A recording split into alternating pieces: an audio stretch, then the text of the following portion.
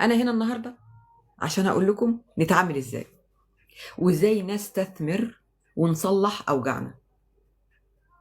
طبعا أنا بقالي فترة مش قليلة بركز وبربط وبدرس إزاي إن أنا أقدر أتعامل مع أوجاع الآخر ومع أوجاع نفسي أنا أولا بجميع الطرق وجميع الزوايا عشان نقدر نوصل لنتيجة حقيقية، نتيجة قوية، مش مجرد كلام بعبيه مثلا كده في بوكس أو في شكله الشيك وبيعه للناس. لا، أي حد فينا بيبقى محتاج حل جذري لمشكلته أو وجعه بناء على طبيعته، على أفكاره، على نظرته للحياة وللآخرين ونظرته لنفسه.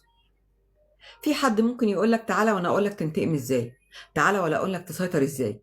هو من أكتر الأشياء اللي ممكن هي بتديك مسكن وبتدخلك في دايرة ما بتخلص إنك أنت عايز تسيطر على اللي قصادك أو تنتقم منه. دي كارثة.